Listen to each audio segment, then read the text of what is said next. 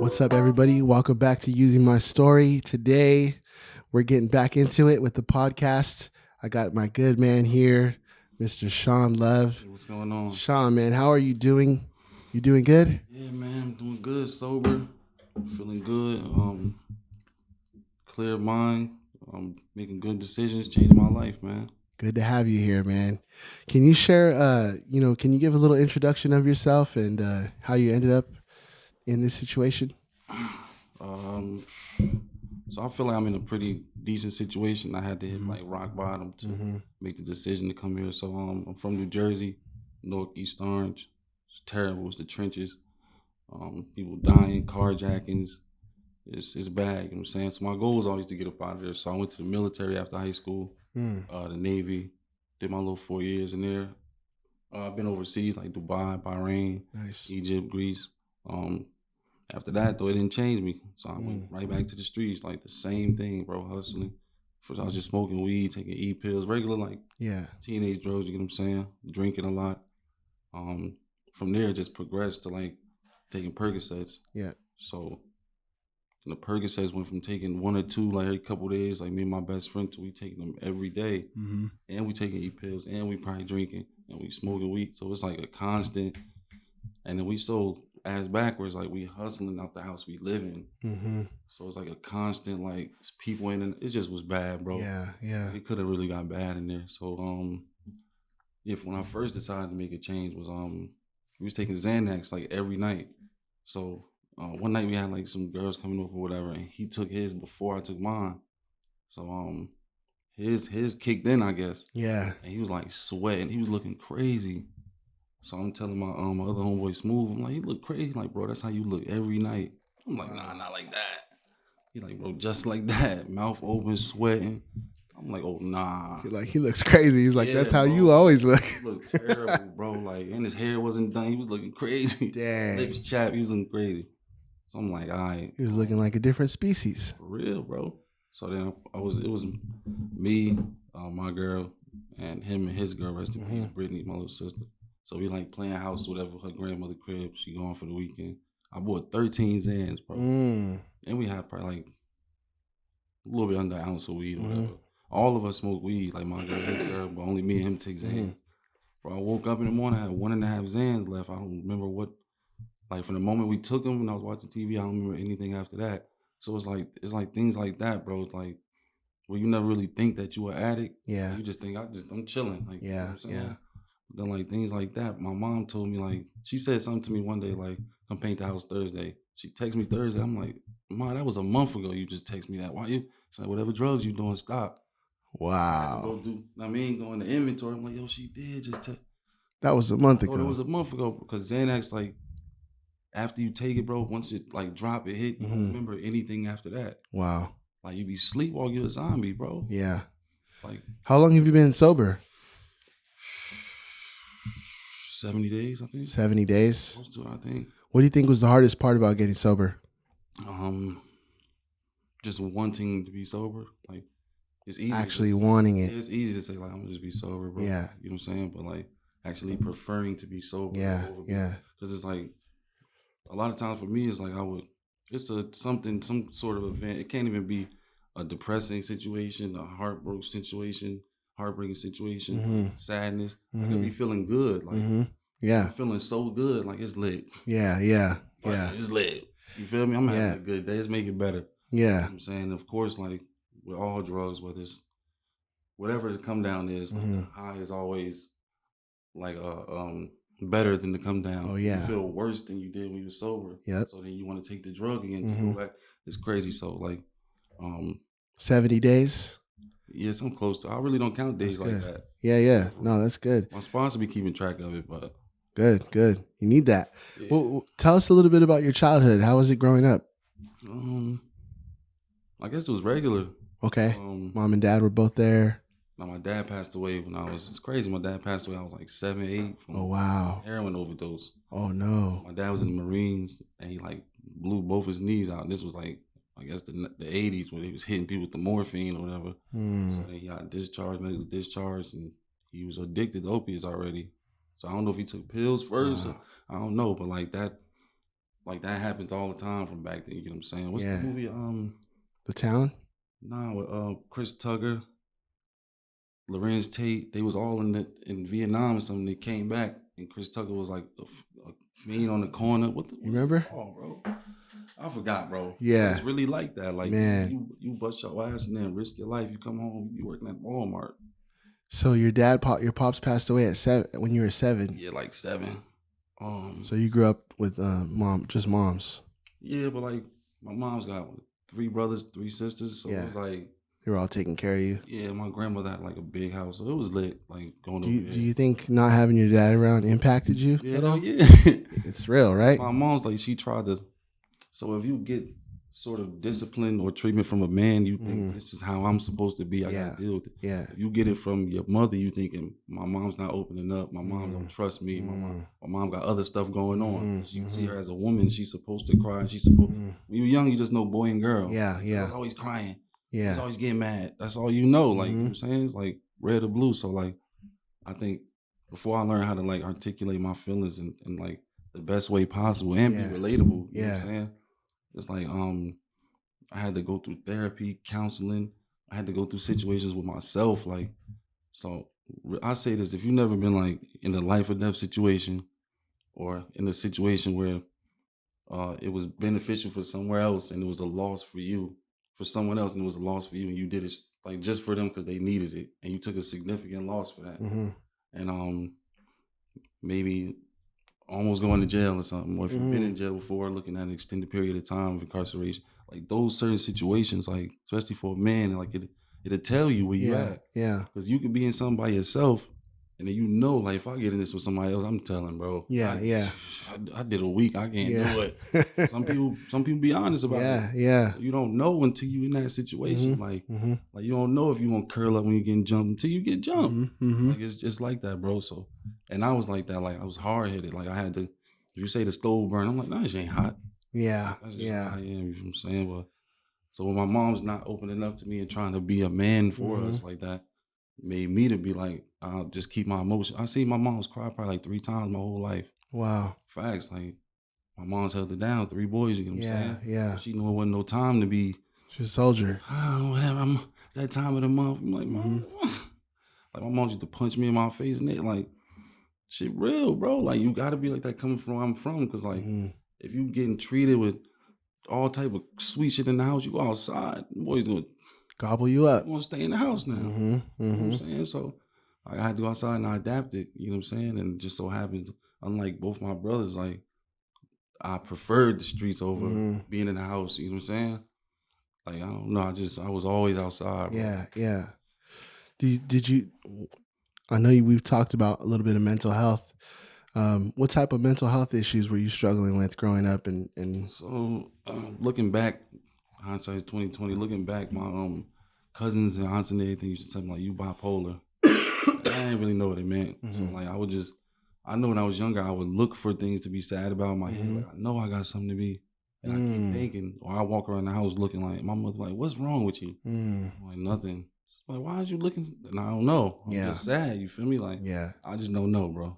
Like I guess they call it a mania. Like you be super happy, like elated, and then this shit just come down to like, bro, not suicide, but like some people it gets that bad.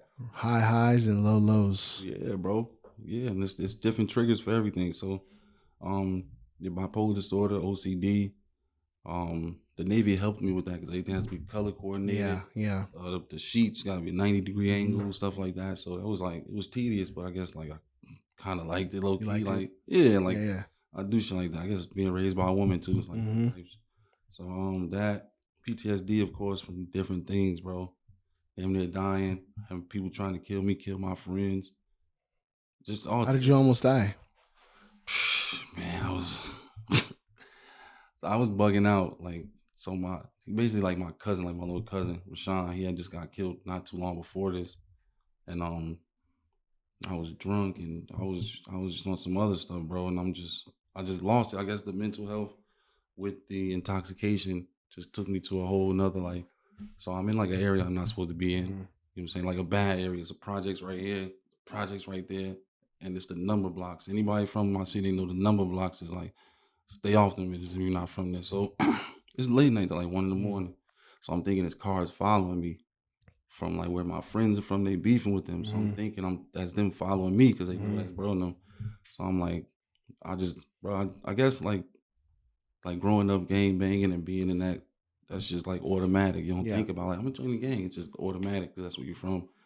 So I guess like hearing stories and seeing things prepared me for that moment. So my little cousin, like he basically my little cousin, like but he's not my blood, but like he went out like he was doing something wrong, shooting at his opposition or whatever, and he got hit. You know what I'm saying? So if I'm gonna go out, bro, it's gonna be like that. Like I'm not going. So that just put me in the survival mode. But like my survival mode is like I'm not going to have my back against the wall. Like I'm gonna jump first. Like you know what I'm saying. So I walk up, I'm thinking people following me, and the first dude I seen, man, 2-piece. He ran.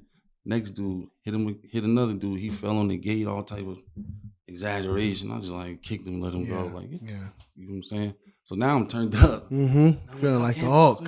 Y'all can't fuck. Y'all better send somebody out here. I'm gonna go out like Shawn and guy. Swear I'm tweaking. Yeah. Mind you, there's nobody like walking to hear me. Like people in their cars looking like, who the fuck he's tweaking. Like so I think I hit like one more dude or whatever. And then the last dude, like we was fighting. So last thing I remember, I hit him with like a left hand. He stumbled and he took off. And that was like a real fight. So I'm like, I just got one. So now I'm feeling like a little lightheaded, but I'm thinking it's me drinking. Not drinking water. So some dude, like I dropped my book bag. He ran up like, yo, and I put my hands up, like, nah, it's just your book bag, bro. I took it. Then like a car full of ladies pulled over, like all females. They like, yo, you gonna die. So I'm so lost in the sauce, I started tweaking on them, like yo, nah, y'all with them, y'all follow me. Wow. So she like, baby, like you going like you bleeding. So I go to like a car, like right in the street, like, and I had like a sweatsuit on, everything red, bro. Like wow. Everything. I'm like, you know how you don't feel until you see it? Yeah. As I seen it, my knees got like oh up. Nah. Then I had to make a decision right then and there. Like, am I gonna die right here? Like, because my first thought was like he hit me like close to the jugular. It would have been over, bro. And I'm so hyped up, like I would have bled out ASAP. So the ladies offered to take me to the hospital. I'm thinking they trying to set me up. I'm like, no, y'all probably from whatever. Like, so I just decided right then and there, bro. Like if I'm gonna die, I'm gonna go with my family. I'm gonna go to my mother's house. Like that's how the streets really like prepare you for like, bro. I really was like, I bet I'm gonna go to see my mom's, bro. Like it's the last person I'm trying to see. You feel me? So and then in my head, I'm gonna go see my mom. I'm gonna have her drop me off at Bronham house. So it's just stupid, bro. Like that's dumb. So not get help. Go see mom and your friends. And just die. Don't get help. Don't try. So long story short, it's the police in my city. So I keep walking, and I see the police. So it's like the border of Newark and East Orange. They was East Orange cops, and they was like messing with a homeless dude, like making fun of him. So I'm like, y'all could call an ambulance. They like, what happened? Like I fell off the bus. My jaw was wide open, bro. Like, so I'm like, I fell off the bus. So he looked at it. He said, what you want, a fucking Band-Aid? Get the fuck out of it. I'm like, bro. Wow. Now I'm so lost in the sauce again. I'm like, y'all sent them to set me up. I'm like, y'all lucky y'all police, bro. Like y'all ain't gonna take me out. You ain't gonna do me like this. So you know how like sometimes barbershops stay open late, people gamble in there. So it's like a Jamaican barbershop. Whatever, I go in there, they all like worried and then I don't know, bro. It's the mental health. Some dude walks down the stairs. I think he was the owner, and I'm like, nah, you was with him. Like, bro, what? Bro, what is you talking about, bro? Like. So my phone down, like, let me just call my brother. I'm like going through it. Mind you, my brother's not no street dude at all. So what he gonna do? He gonna tell me like, Shawn, go to the hospital. Call me when you get to the hospital. That's all he gonna say, bro. Like maybe assist me with getting there if I'm too like, you know what I'm saying?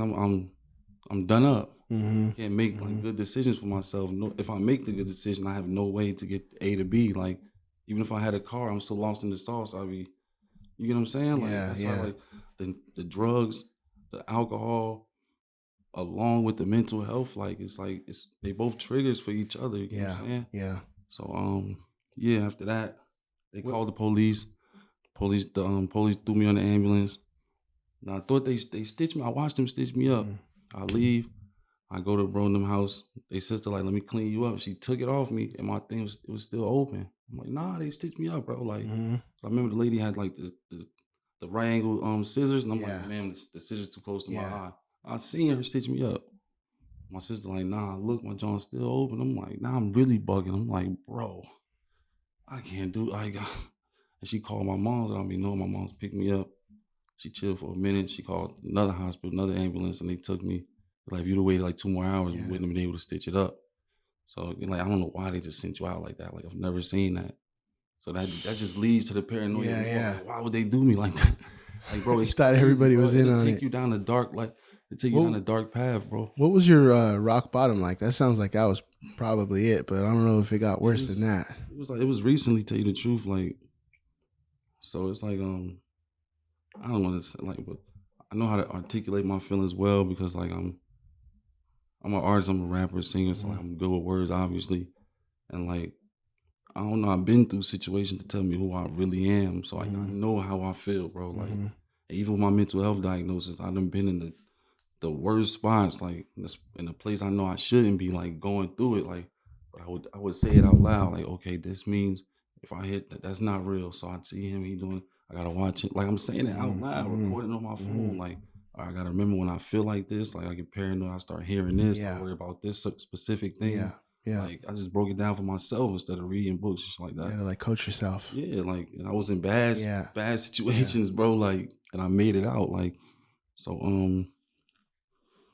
yeah, after that, I kept going through it. And sidebar, like one thing about mental health, if your family isn't like, they weren't introduced to mental health or like how extreme it can get or severe it can get, like early before you're diagnosed or before you really start showing the signs of it, like they not gonna believe you type thing, bro. Yeah. Talk You about feel that a me? little bit. So it's like, Because a lot of people are watching. Some people struggle with yeah, I addiction. Some feel people you. struggle with mental I health. feel you. I got you. Talk like So kind of it's break that down a little bit. all right. So it's like, basically to me, mental health means like mental ailment is like basically like something that you believe other than the reality, like or you exaggerate. It's just whatever reality is. Like you're just augmenting it, like for whatever mood is gonna be like super sad. Like it's not that serious, and you're Yeah. being like you lost your dog died and you're trying to commit suicide. Like that's max. Like you know what I'm saying. That's just making the situation more severe. It's still like it's still real. The situation, the trigger is real. Like, but you're exaggerating it. Your mental health, like, or your mental ailment, just takes it to another. Like, bro.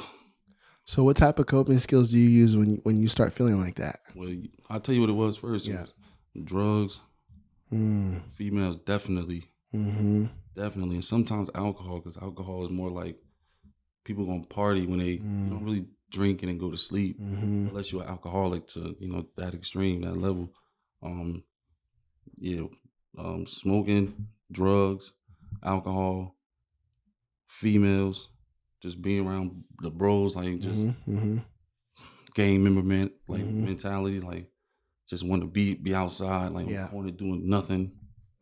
Like I felt comfortable there, just like going somewhere where I'm comfortable. And when we were comfortable, we did drugs in those spots that we was comfortable in. You know what I'm saying? So it's just like that was my zone. Yeah. Yeah. So now that you're living a healthier life, what coping skills do you use now? Because I know because I've been sober for 16 years now, Woo. but Congratulations. thank you, but when I was in that first year, I didn't have the same skills that I have now, 16 years later. So first I was just trying to keep myself busy. Like I just got to stay busy, keep my mind off of this, stay busy. But then you don't have no peace because you're always trying to stay busy. So you got to get back to normal life. Yeah. What do you do? What type of coping skills do you lean toward now? So I have relapsed in the past since I've been on this like road to sobriety. Like I officially been on this road to sobriety probably like I think it was March 3rd, bro. Like that's when I officially was like, it's a dub. And I relapsed after that because I know I can say because like I know where I was at like mentally. I had too much going on, bro. I was in school, had a job, I was getting another job. It was crazy at the job. Everybody was white and Mexican. It was a little like, bro, you about to go do this, bro. You got to do this. And it was like, bro, like it was too much going on, bro. Dealing with weird people. So like with my trauma I've been through and all that, I kind of don't. I'm not an introvert, but like I'm not very sociable. You know what I'm saying? I gotta like see that we have common interests. Other than that, I'll say hi to you and be polite, but I don't really kick it around you if I had no business kicking it with you. You know what I'm saying? So now you forced to deal with people that are just totally. It just was I was uncomfortable for real. Yeah. Nobody to really talk to in there.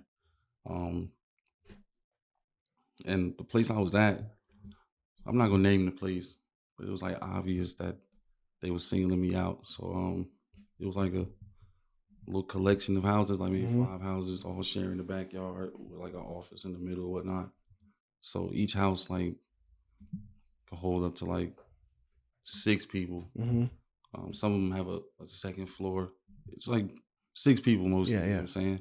So I'm in the first house. So I seen like the minorities. They were like, when I first got there, only other black dude went back to Cleveland. The 3 Mexican dudes, they kicked them all out. And 2 more Mexican dudes came, they kicked them out. Now I know they relapsed. The other people, I don't know what happened. So I kind of was feeling like, I don't know. I just don't want to make that an excuse to be like, yeah, I'm not going to stay in this place and get help and live my life. Because they, before they even do something, make an excuse. I'm like, I'm going to stick it out. You feel me? Which was a big step for me. So I'm like, I'm going to stick it out. And they like really like isolated me. So it was just me. My roommate went home back to Oklahoma. It's just me, empty, non-white people. And I got like a little room, so it's almost like a jail cell. Yeah. I work all day, come home, try to make like 2-3 songs, do the little homework, discussion shit I got. It's like, bro, like I see my mom took her medication or whatever she doing. Then you always got 1 or 2 girls. You gotta, it's too much, bro. It was too much, like. And I was trying to reach out and make amends to the people in my family that I didn't before. And it's like when my family sees me doing like a little bit good, they think I'm all the way good. So it's like there's no like, I don't get no reprieve. It's not, you get what I'm saying? I don't get no little break in the middle. Like, let me get there first. You know what I'm saying? A lot of pressure. Yeah, entitlement. I've been under pressure, bro, since I was playing football since I was like 11. My brother used to introduce me like, yeah, he going to Ohio State. He gonna get us out the hood. Yeah. My mother's like, yeah, he gonna buy me a Benz in a mansion. Like he going to the NFL. I'm like, bro, that's the golden goose. He ain't even been to the game. Yeah. I remember I caught like 2 touchdowns. Crazy. Like the refs calling me Tony Gonzalez. Crazy. Yeah. Bro, I went back. I had to walk home from practice. Well, walk home from the game. They took us back to the stadium, like the high school stadium. I walked from there. So I tell my mom what happened. She's like, yeah, man. I could be lying, bro.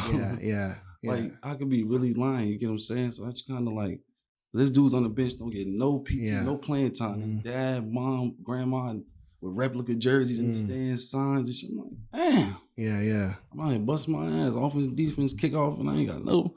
So that shit kind of hurt, man. But, one-man team. Yeah, you feel me? And that's I guess that's a form of PTSD or trauma, like not seeing your family believe in you or care enough about the things you care about to sacrifice some time. They think it's other. Apparently, my mother said she tried to make up for my dad not being there by working and just giving us things. Well, how old are you? 32. 32. Had she cut back on the working a little bit to come to my game, that would have meant more to me than a pair of sneakers every week and a Game Boy Color game or something like, you feel me? Mario Party and shit. Come to the game. You get what I'm saying? Yeah. So it's like, one at a time. Yeah. Well, we're about to wrap it up, man. But I want to tell you, Shawn, the guy I'm looking at, he's a solid guy. Yeah, man. And I know you're just in the beginning. You're in the front end of this, but you have a good heart. I could tell. I know you've been through a lot of things, and there's a lot of other people that struggle, but I just want to let you know that you have a lot of gifts inside you, and I know you already know this, but what you're seeing right now is just the beginning, man. It's gonna get way better. You're gonna use your gifts. You're gonna help a lot of people. Your story is gonna help so many people, man, and it's gonna help people open up, because a lot of people just keep it locked in and they don't open up because they feel like they're the only ones that struggle. So I think your story is gonna help a lot of people open up, man. But it should be. I used to think it was not cool to talk about my feelings. Yeah. Like it's cool to own it. Like look at Kevin Love in the NBA. Like it's cool to own it, bro. Like get the help you need. Like you know what I'm saying? Not as an excuse, but like Bro, this is why I'm like, you feel me? Like, explain yourself instead Yeah. of having to break things. People not gonna understand if they don't have it or somebody close to them don't have it. They don't get it, bro. Like, there's no way for you to understand. Like, there's no way for me to even explain it to you. Like the feeling, you know what I'm saying? So it's like, just own it, bro, and look for the help that you need, and talk to other people that's going through it. You know what I'm saying? People that just want to be educated on it. It helps, bro. People rather hear from you than read a book. Yeah, I agree. I like own it and don't let it define you. Yeah. Like, yeah, that's what I'm dealing with right now, but this isn't going to define me, or I'm not going to be put in a box. Yeah. I'm just getting started. I'm going to move forward.